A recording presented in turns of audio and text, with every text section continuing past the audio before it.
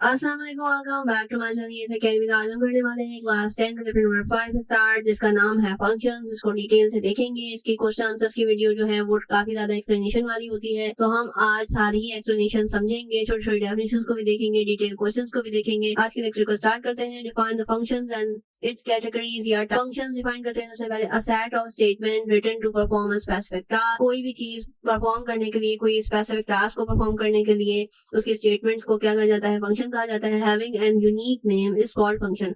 उस काम का, उन इंस्ट्रक्शंस का जो है वो यूनिक नेम होता है, जिसको फंक्शन कहा जाता है। सब प्रोग्राम्स क्या होते हैं? In structure programming the complicated and large program coding is broken down into smaller modules. छोटे छोटे जो है, एक बड़ा प्रोग्राम होता है, उसके छोटे छोटे जो है वो एक तरह से कह लें आप डिपार्टमेंट्स बना दिए जाते हैं। उनको क्या कहा जाता है? सब प्रोग्राम्स कहा जाता है। सी लैंग्वेज के अंदर जो है वो इनको सब प्रोग्राम फंक्शंस कहा जाता है। Every program has at least one main function in C plus plus. ठीक है, हर प्रोग्राम का जो है कोई ना कोई कम अज कम एक जो है वो मेन फंक्शन होता है लास्ट में। When the program start the main function is called execution. और जो जैसे ही प्रोग्राम स्टार्ट होता है, इस चीज को क्या कहा जाता है? एग्जीक्यूशन कहा जाता है। कुछ चीजें जो है वो रिपीटेड होंगी, लेकिन क्योंकि आपके चैप्टर के अंदर, आपके टॉपिक के अंदर मौजूद हैं, तो आप इनको रिवीजन के तौर पे समझ लें। Categories and types of function क्या क्या होते हैं? प्री डिफाइंड होते हैं और यूजर डिफाइंड होते हैं। प्री डिफाइंड में हमारे पास आता है the predefined functions are the part of every high level programming language. ठीक है, ये हाई लेवल प्रोग्रामिंग लैंग्वेज का पार्ट होते हैं। These functions are already defined in a system libraries। ये जो है वो ऑलरेडी स्टोर होते हैं सिस्टम लाइब्रेरीज के अंदर। Therefore, predefined functions are also known as system defined और library function। ठीक है, उनको क्या कहा जाता है? लाइब्रेरी फंक्शन कहा जाता है, या फिर सिस्टम डिफाइंड फंक्शन भी उनको कहा जाता है। It can be use for different purpose. इसको जो है वो डिफरेंट पर्पस के लिए यूज करा जाता है। ऑलरेडी जो स्टोर होते हैं, जिस फंक्शन के लिए स्टोर किया जाता है, उनको वही परफॉर्म करते हैं। लेकिन आप अगर एडवांस लेवल पे चले गए हैं, तो आप जो है वो सी लैंग्वेज के जो अपने फंक्शन होते हैं, उनको जो है वो कस्टमाइज भी कर सकते हैं। These function do not need to be declare और प्री डिफाइंड। इनको जो है, जो ऑलरेडी प्री डिफाइंड होते हैं या प्री स्टोर्ड होते हैं, तो उनको डिक्लेयर करने की या डिफाइन करने की नीड नहीं होती। Predefined function are declared in header file. इनको बस डिक्लेयर करना होता है हेडर फाइल, जो मेन फाइल के अंदर आपने मेन पहली लाइन में जो आप बता रहे होते हैं, पहली दूसरी लाइन के अंदर, तो वो जो है प्री डिफाइंड फंक्शंस आप बता रहे होते हैं। उसके अलावा है all pre defined functions can be use simply by calling the function. Like आप जो है ये SQRT का फंक्शन यूज कर रहे होते हो, या इस तरह से ये डिफरेंट जो फंक्शन होते हैं, ये हमने देखा था कि पावर के लिए यूज हो रहा होता है। तो ये सारी चीजें जो है वो ऑलरेडी स्टोर होती हैं। अगर आप इनको यूज करना चाहते हो, तो डायरेक्टली आप इसको जो है डिफाइन करते हो, डायरेक्टली आप इसको यूज कर लेते हो। आपको एक्सप्लेन करने की, डिफाइन करने की नीड नहीं होती। Many pre defined function needs proper header files using hash include pre processor directives. ठीक है, अगर आप कोई नया यूज कर रहे होते हैं, तो आपको जो है वो फिर बताना होता है, एक्सप्लेन करना होता है। Definitions of the many common functions are found in the CMath and CSTD LIB libraries की जो है हमारे पास ये शॉर्ट फॉर्म आ गई। इसके अलावा यूजर डिफाइंड फंक्शंस में हमारे पास other programmer can also write their own. ठीक है, जैसे मैंने आपको बताया कि कस्टमाइज भी आप कर सकते हो। ठीक है, उनको क्या कहा जाता है? यूजर डिफाइन कहा जाता है। जो ऑलरेडी डिफाइंड होते हैं उनको प्री डिफाइंड, और जो हम डिफाइन करते हैं उसे user define. User defined function में क्या है कि दीज फंक्शन नीड डिक्लेरेशन। इनको डिक्लेयर करना पड़ता है, इनको डिफाइन करना पड़ता है। When user defined function is called from any part of the program. अगर हम कहीं पे भी यूज करेंगे, तो उसको जो है हमें डिफाइन करना होगा।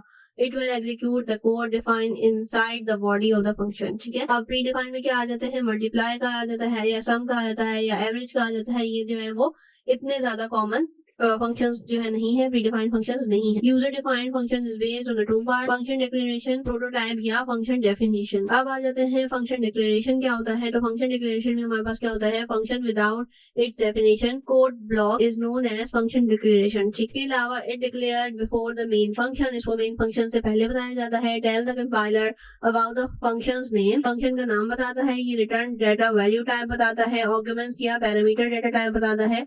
It and with the statement terminator जो है इसके अंदर लास्ट में लगता है। कि इस तरह से हमारे पास ये आ गया फ्लोट, एवरेज के ये हमारे पास पैरामीटर्स आ गए, डिफरेंट नेम ऑफ फंक्शन यहाँ पे डिफाइन कर दिया, रिटर्न वैल्यू ये आ गई हमारे पास, और ये हमारे पास स्टेटमेंट ट्रांसमीटर यहाँ पे भी एक्सप्लेन कर दिया गया है ये सारी चीजों को। नेक्स्ट हमारे पास आ गया बेसिक सिंटैक्स किसे कहते हैं, या रिटर्न डाटा टाइप क्या होती है। ठीक है, तो बेसिक सिंटैक्स के अंदर हमारे पास नंबर 1 पे आ जाता है रिटर्न डाटा टाइप क्या होती है। तो रिटर्न डाटा टाइप हमारे पास क्या हो जाती है? It shows the data type of the value return by the function.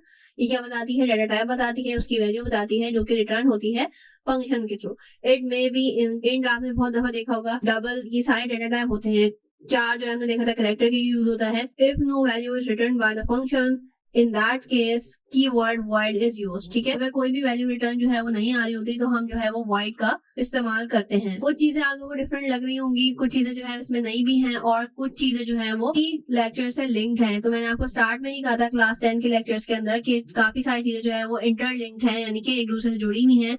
और लेक्चर 1 से ही हमारी जो है वो C+ की बेस बनना स्टार्ट हो गई थी। जिन बच्चों ने स्टार्टिंग के लेक्चर्स नहीं लिए उनको आगे के लेक्चर्स भी समझ नहीं आएंगे, तो काइंडली पहले स्टार्टिंग के लेक्चर अच्छे से ले लें ताकि आपको आगे चीजें क्लियर हो जाए। फंक्शन नेम आ जाता है हमारे पास, तो ये क्या करता है, specify the name of the function. It is recommended that meaningful and understandable names are given. It should not be reserved word. ठीक है, ये क्लियर वर्ड्स होते हैं ऑलमोस्ट, और वो क्लियर वर्ड्स ही होना चाहिए, अंडरस्टैंडेबल होना चाहिए, और सबसे बड़ी बात मीनिंगफुल होने चाहिए। पैरामीटर्स क्या होते हैं, define the list of the data types, ठीक है, of a function that are to be passed to the function. The information can be passed as a parameter. Parameter are separated by the commas. ठीक है, हमने देखा था कि काफी जगह पे कॉमा लगे हुए होते हैं, तो वो क्या होते हैं, शो कर रहे होते हैं पैरामीटर्स को, सेपरेट कर रहे होते हैं। Parameter are known as arguments. If there is no parameter in the function, programmer use keyword void. Act as a variable inside the function. Variable name are optional in prototype parameter and arguments. Prototype वगैरह ये सारी चीजें हम already पिछले lectures के अंदर, पिछले chapters के अंदर डिटेल से पढ़ के आ चुके हैं। और मैंने कहा था कि जो डेफिनेशंस मैं आपको समझा रही हूँ वो आगे इतनी कॉमनली यूज हो रही होंगी कि वहां पे हमें एक्सप्लेन करने का टाइम नहीं होगा। तो आप लोग पहले के लेक्चर, पिछले लेक्चर्स, पिछले चैप्टर्स के लेक्चर्स देख लें ताकि आप लोगों को चीजें क्लियर हो जाए अगर नहीं हो रही तो। स्टेटमेंट ट्रांसमीटर क्या होता है, in function declaration statement transmitter are used to end the statement. Function definitions क्या होती हैं, function definition is a function itself. It provides the actual body of the function. A function must be defined before it is used anywhere in the program. It has a function header and body or code block. Header has 3 parts: return value, data type, function name, list of arguments with the data type is parenthesis. Body of function includes statement in braces. ठीक है, function definition may be defined before or after the main function. ये हमारे पास इस तरह से लिखा जाता है। हमने देखा था कि ये int, add और ये हम ब्रैकेट के अंदर जो है इसको बताते हैं। अब क्या है, ऐड जो है बेसिकली फंक्शन का नाम है। ठीक है, इंट क्या है, फंक्शन की रिटर्न वैल्यू बता रहा होता है। उसके अलावा वेरिएबल ए और बी जो है हमारे पास जो है वो वेरिएबल के तौर पे यूज हो रहे होते हैं। अभी होते क्या है, list of argument with the data type. ये हमारे पास ब्रेसेस खुल गया, यानी कि फंक्शन की बॉडी कहलाती है। यहाँ से ब्रेसेस खुलना और बंद होना, और बीच में जो होता है वो फंक्शन लिखा जाता है। ठीक है, और फंक्शन की बॉडी यहाँ से जो है वो डिक्लेयर की जाती है। ठीक है, इस तरह से आगे हमारे पास what is the function call. Function call क्या होता है, function are written by the programmer to define the specific task. ये हमने देख लिया। To use the function code, the function has to be called or invoked with its name. These functions are called function call. When the function is called execution, the control will transfer to the function definition and all the statements of the function definition will execute. And after execution, the statement control will transfer back to the calling function. ये main points हैं और easy English में लिखे हुए हैं, तो आप लोग जो है इसको याद कर लीजिएगा। If the function is without return value, अगर कोई भी function जो है वो without return value होता है तो has no arguments, then it's called by its name. ठीक है, उसको क्या कहा जाता है, उसी के नाम से पुकारा जाता है। In this case, the function list will remain empty. Similarly, यहाँ पे हमारे पास text आ गया, syntax लिख के दिखा दिया कि ये जो है वो remain empty रहता है अगर हमारे पास कोई भी रिटर्न वैल्यू नहीं होती। और लाइक यहाँ पे भी हमारे पास एग्जांपल आ गई ऐड। ठीक है, ये फंक्शन का नाम हमने इसलिए यहाँ पे बताया हुआ है कि ये syntax इस तरह से लिखा जाता है। अगर हम फॉर एग्जाम्पल ऐड का फंक्शन यूज करना चाह रहे हैं तो हम क्या लिखेंगे, ऐड लिखेंगे, और ये हमारे पास ब्रेसेस जो है वो empty रहे। If the function return value, then we can store the return value to be a variable in a function calling. अगर हमने डिफाइन करना है फंक्शन को, रिटर्न वैल्यू देनी है, तो हम इस तरह से लिखेंगे। यूज हम ऐड का ही फंक्शन यूज कर रहे हैं, लेकिन कैसे करेंगे, x is equal to add, और यहाँ पे ये जो हमारे पास ब्रेसेस थे इसके अंदर हम एम्प्टी नहीं छोड़ेंगे क्योंकि हमें रिटर्न वैल्यू चाहिए, तो हमने यहाँ पे वेरिएबल डिफाइन कर दिए। What do you understand by the function passing arguments, और पैरामीटर्स क्या होते हैं, फंक्शन पासिंग या आर्गुमेंट्स, पैरामीटर्स वगैरह क्या होते हैं। Passing information from the calling function to the called function is known as passing arguments या पैरामीटर्स। ठीक है, कोई भी इंफॉर्मेशन जो कि कॉल्ड फंक्शन में मौजूद हो। एन आर्गुमेंट और parameter is a part of a data passed into the function. ये हमारे पास आ गए। इसके अलावा एक्चुअल प्रोग्राम एक्चुअल पैरामीटर्स क्या होते हैं, when a function is called execution, actual values which act as a parameter are also given without the function called statement. इनकी main points देखते हैं ताकि और ज्यादा क्लियर हो जाए। या आप पॉज करके भी देख सकते हैं, ये आपके लिए एक तरह से नोट्स प्रोवाइडेड हैं। Actual parameters may be variable constants. ठीक है। ये एक्चुअल पैरामीटर्स क्या होते हैं, वेरिएबल या कांस्टेंट हो सकते हैं। They are placed in the parenthesis after the function name.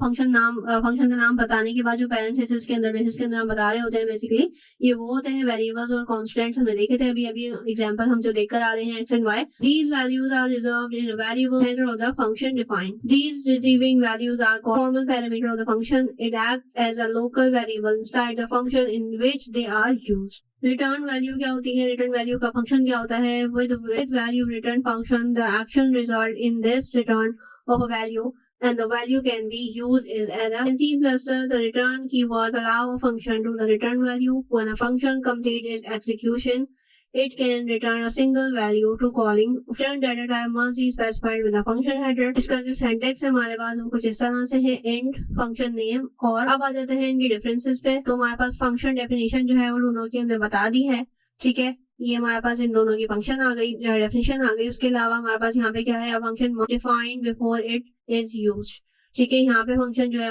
करना जरूरी है। यहाँ पे जो है हमारे पास क्या है, कॉलिंग फंक्शन आज जब करेंगे हम, तो उसके अलावा function to perform a task, जब भी हम टास्क परफॉर्म करवा रहे होंगे, जब हमने इसको डिफाइन करना होता है। It has a function header and um and a body. और अब इसके अंदर हमारे बेसिकली ब्रेसेस यूज हो रहे होते हैं, ठीक है। इधर हमारे पास क्या हो रहा होता है कि इसके ब्रेसेस जो है वो एम्प्टी रहते हैं। फंक्शन डेफिनेशन में अपेयर बिफोर और आफ्टर द मेन फंक्शन। यहाँ पे क्या होता है, when the task is done the call function report the back to the calling function, ठीक है। ये हमारे पास इसके सिंटैक्स आ गए कि ये हमारे पास डेटा टाइप बताई जाती है, फंक्शन का नाम बताया जाता है और पैरामीटर की जो लिस्ट होती है वो बताई जाती है। यहाँ पे हमारे पास फंक्शन होता है, ये फंक्शन की बॉडी होती है, यहाँ पे स्टेटमेंट्स होती हैं, ठीक है। सिमिलरली यहाँ पे क्या होता है, इसका जो सिंटैक्स है यहाँ पे क्या है कि डेटा टाइप बताई जा रही है, यहाँ पे वेरिएबल बताया जाता है, ठीक है। यहाँ पे फंक्शन का नाम इस तरह से बताया जाता है, जबकि यहाँ पे फंक्शन का नाम सिमिलरली सिंपल बताया जाता है। इसके अलावा पैरामीटर की लिस्ट यहाँ पे बताई जाती है, यहाँ पे बताई जाती है, लेकिन यहाँ पे टर्मिनेटर यूज होता है, ठीक है। यहाँ पे कोई खास जो है वो फंक्शन की बॉडी बाकायदा ब्रेसेस के साथ नहीं खुल रही होती, कोई स्टेटमेंट्स नहीं आके यहाँ पे मौजूद होती हैं। इसकी एग्जांपल देखते हैं। यहाँ पे हमने सब कुछ बताया, एंड सम का फंक्शन यूज किया और उसके बेसिस के अंदर जो है वो वेरिएबल और कांस्टेंट बताना लाजमी होता है, तो वो हमने डिफाइन कर दिए। उसके अलावा बॉडी के अंदर भी हमने इसके स्टेटमेंट्स बता दी। यहाँ पे क्या होता है, सिंपल जो है आपने वेरिएबल बताया, फंक्शन बताया और इसको डिफाइन कर दिया, ठीक है। 1 से 2 दफा ये चीज देखेंगे, समझेंगे तो आप लोगों को और ज्यादा अच्छे से समझ आ जाएगा। एक दफा में ये सारी चीजें हजम करना थोड़ा सा मुश्किल होता है, लेकिन आप लोग थोड़ा थोड़ा करके करेंगे तो ज्यादा अच्छा रहेगा। What are different ways of using the user definition function? इन ये क्या होती हैं और इनके जो तरीके क्या हैं? There are the 4 different methods, ठीक है। अब देखते हैं कौन कौन से हैं। No return value, no passing arguments, ठीक है। इसमें जो है ना ही हम वैल्यू बताते हैं रिटर्न वैल्यू, ना ही यहाँ पे पैरामीटर्स बताए जाते हैं। ये क्या होता है, वॉइड फंक्शन नेम वॉइड, ठीक है, इस तरह से लिखा जाता है। उसके अलावा रिटर्न वैल्यू बता दी जाती है, बट पासिंग आर्गुमेंट्स नहीं होते हैं। तो उसमें क्या आता है, या तो इंट लिखा हुआ होता है, या फ्लोट होता है, या चार होता है, और फंक्शन का नाम बता दिया जाता है और वॉइड बताया जाता है। वॉइड हम क्यों यूज करते हैं ये हमने ऊपर देख लिया था।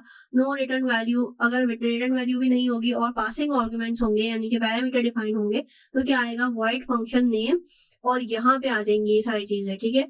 रिटर्न वैल्यू भी बता दी और पासिंग आर्गुमेंट्स या फिर पैरामीटर्स भी डिफाइंड है, तो ये इस तरह से लिखा जाता है, ठीक है। ये लिखने का तरीका मैंने आपको यहाँ पे बता दिया, और ये एक शॉर्ट क्वेश्चन है जो कि इम्पोर्टेंट है आपके एग्जाम के लिए। नेक्स्ट हमारे पास जो सबसे ज्यादा मेन क्वेश्चन है इस चैप्टर का, वो है बेसिकली यूजर डिफाइंड फंक्शन और प्री डिफाइंड फंक्शन। में क्या होता है, यूजर डिफाइंड में हम जो है क्या करते हैं, functions are not predefined. यहाँ पे क्या होता है प्री डिफाइंड में कि फंक्शन जो है ऑलरेडी स्टोर होते हैं। These function are created by the user as per their own requirement. यहाँ पे मैंने क्या कहा था कि कस्टमाइज होते हैं ऑलमोस्ट।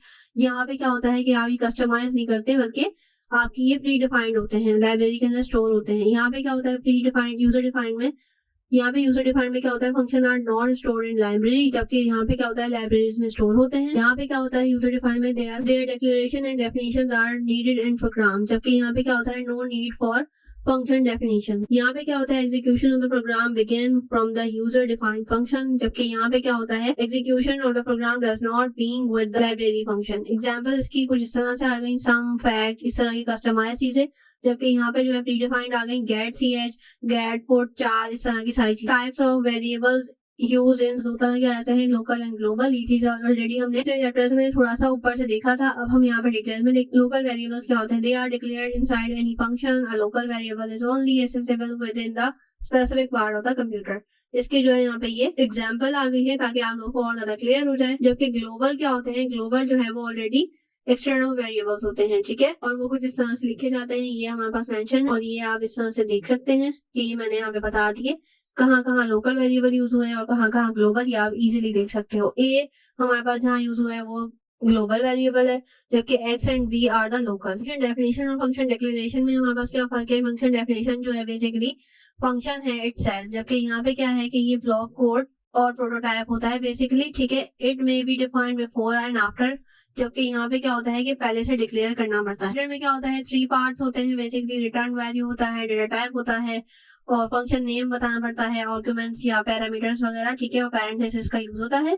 जबकि यहाँ पे क्या होता है कि कंपाइलर जो है वो बताता है about the function name, return value, data type, argument, no statement terminator use, ठीक है। यहाँ पे जो है वो टर्मिनेटर यूज नहीं किया जाता, जबकि यहाँ पे किया जाता है। Determine the value stored in the variable, function और क्लास, जबकि यहाँ पे क्या होता है? Specify the name, types of variable in function, class, सारी चीजें, 4 चीजें, ठीक है। यहाँ पे क्या है? The function definition reserve memory, यहाँ पे क्या होता है? It does not involve memory allocation. Statement can not be defined again if one is already defined. यहाँ पे क्या होता है? Redeclaration can be easily possible. Duration is determined, यहाँ पे क्या होता है? Visibly is specified. Computer programming, there are different types of void, they can, when void is used, a function type return, ठीक है। जब भी वॉइड यूज किया जाता है तो मोस्टली क्या होता है? रिटर्न होता है type function. It indicate that the function does not return a value, ठीक है, ये बताता है फंक्शन जो है वो रिटर्न वैल्यू नहीं देगा। When you use in a functions parameter list, void indicate that the function takes no parameters, ठीक। और ये क्या करता है? जब भी void appear होता है तो pointer declaration देता है,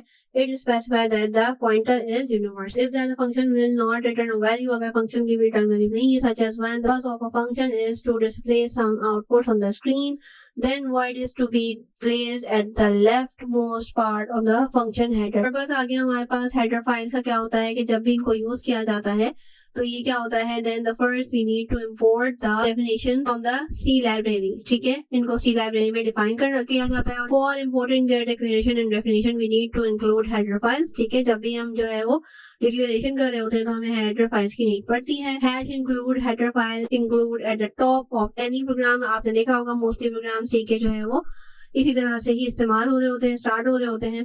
then primary purpose of the header file is to propagate the declaration of the code files, ठीक है। फाइल्स ही अलाउ करती हैं, क्या करती हैं कि declaration in one location and then import them where we need them, ठीक। ये हमारे पास जो है वो डिफरेंस आ गया पासिंग आर्गुमेंट्स और रिटर्न वैल्यू। तो यहाँ पे क्या होता है? पासिंग इन्फॉर्मेशन में हमारे पास क्या होता है? Calling function to the called function is known as argument, जबकि यहाँ पे क्या होता है? Return keyword allow function to return the value. By using argument passing when we can share information from one scope to another, जबकि यहाँ क्या होता है? With value return function the action result in return of the value and that value can be used in expression. When the function is called for execution the actual value which act as a parameter are also given with the function called statement.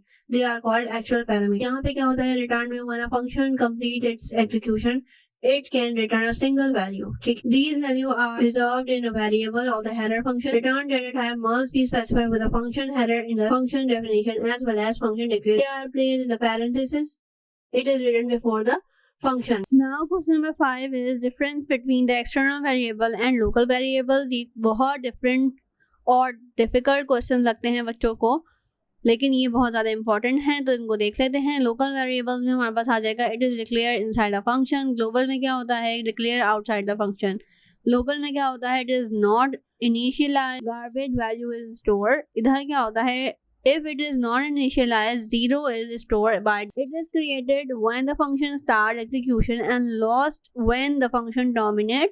It is created before the program's global execution start and lost when the program data sharing is not possible as the data of the local variable can be accessed by only one function. Data sharing is possible as a multiple function can access the same global variable. Parameter passing is required for a local variable to access the value in other function. Parameter passing is not necessary for a global variable as it is variable throughout the program. When the value of the local variable is modified into a function, the changes are not visible in other functions. Global variable is modified into one function. Changes are visible in the rest of the program. Local variable can be accessed with the help of a statement inside the function in which they are declared. We can access the global variable by any statement in the program.